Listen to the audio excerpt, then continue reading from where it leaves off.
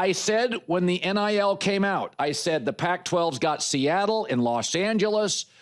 Michigan's got a huge endowment. Ohio State's got big money.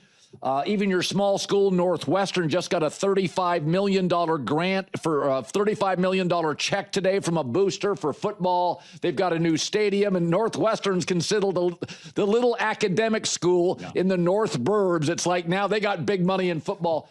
Are you surprised 5 years into the NIL that the Big Ten, Notre Dame, have grown, and the SEC, though talented, is not ruling the sport or close to it if you look at the last 2-year bowl records?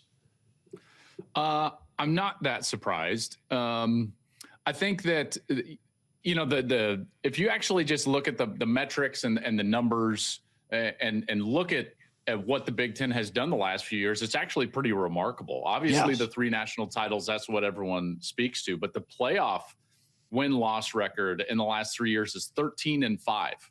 SEC 5-9.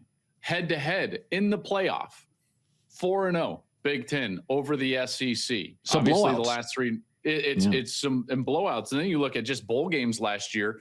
Bowl games, Big Ten 11-5, SEC 4-10, and in those 3 championships, this is also what I think is most startling. If you were an SEC fan, the most startling aspect of the last 3 championships is that you didn't participate at all.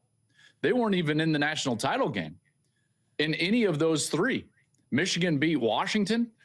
Notre Dame lost to Ohio State. Miami, obviously, last year with Indiana. So the gap, and you started this as, am I surprised? And the dirty part of this answer is that now everyone's participating.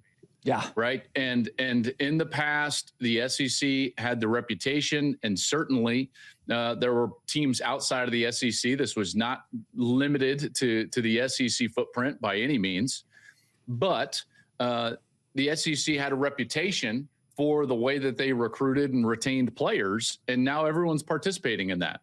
Yeah. And it has completely leveled out the playing field and allowed teams, let's face it, in the North, with these bigger markets, with these big brands, to go out there and compete on a level playing field and even footing for the talent. And talent acquisition is still the lifeblood of college football. So now everyone's kind of playing on the same level. You know, it's really interesting. As somebody that grew up with the Pac-12, I always admitted I thought the coaching and the quarterback and wide receiver play was elite, but I didn't think it was warm weather conference. The stadiums weren't as great outside of Husky Stadium in Autzen. They weren't nearly as good as the Big Ten of the SEC.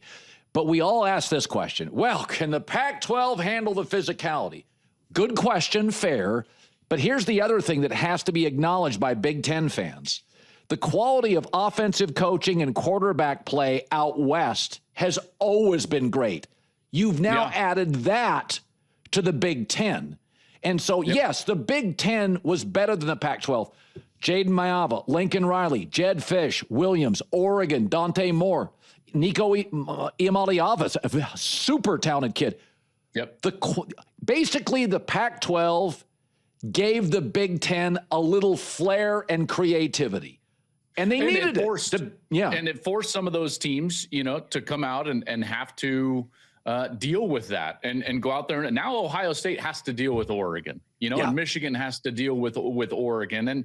And maybe, you know, to a lesser extent, this was also going on as Urban Meyer entered the Big Ten and modernized Ohio State and made them faster.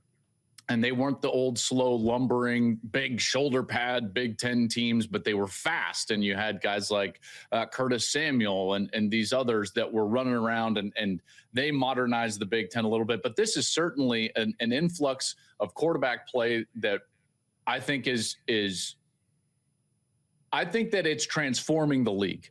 It's not just Dante Moore in Oregon. It's not just Maiava at USC. You mentioned Iamaleava at UCLA. It's also Damon Williams at Washington with Jed Fish, an offensive-oriented guy. So all of these teams come in and they can play offense, and it makes it difficult to go out west and play these teams, in particular on the long road trip. It's a very deep league. There's no doubt. You can see that by the fact of those bowl wins a year ago. And this year, you know, these teams are going to be head-to-head. Ohio State's schedule, I think it's the most difficult schedule in the country. I mean, they have to travel to Texas. They have to travel to Iowa. They have to travel to Indiana. They have to travel to USC. Indiana and USC didn't lose a game at home last year, and Indiana hasn't lost a game at home under Kurt Cignetti. And USC has to do that. Plus, they still have to play Michigan. Plus, they still have to host Oregon. It's brutal. That's the most difficult schedule in the country. Hey, how about this, though? Is that, and I said this, the gap between the Big Ten and SEC the last 2 years, as you accurately pointed out in the playoff and bowl games, is worse than people think. Yeah. The pressure is on Texas in that opener against Ohio State. I agree. Yeah. Listen, Texas may have the only road schedule that's as tough as Ohio State's. They lost the game. There's the Arch Manning factor. You're playing at home. If Ohio State goes down there and wins, that is a bad sign for Texas and a worse sign for the conference. Do you have a vibe about that opening game? Well, I think Texas is going to be very good. There's 7 teams that I think legitimately can win the national championship. I came out with my top 25, my preseason top 25, and everyone's like, well, man, you got Texas low. But here, the little secret behind my top 25 is like 1, A, B, C, D, E, and F is like 1 through 7. Yeah. Those top 7 teams, any of them can win the national championship. I agree with your 7. I just have them in a slightly different order. I think those are the 7. Yeah. And listen, I think the only one I didn't have problem where they were was Oregon. And we can get into that in a little bit. Everybody else, 7 through 2, it was just like kind of a crapshoot. Texas is very good. They have to improve on the defensive side. Obviously, new coordinator Will Muschamp coming in to shore up that side of the ball, or at least they hope. But the thing that they have to do is play better at the line of scrimmage, because Arch was alone last year. Here's the other part of last year that no one wants to talk about, is that Arch wasn't the issue at Texas.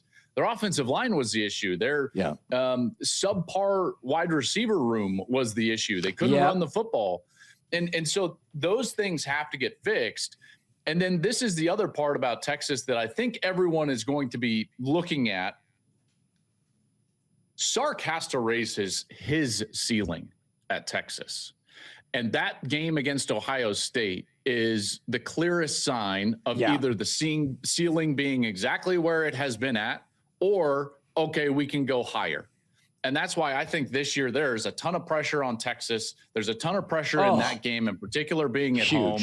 I think they have to win that game. I think Sark has to compete for and play for the national title for that fan base to feel like this was a successful season. I think this is maybe the best Oregon roster. John Middlecoff made a point earlier. He said Oregon's had great rosters for 12 years, but they always feel just not like this, though.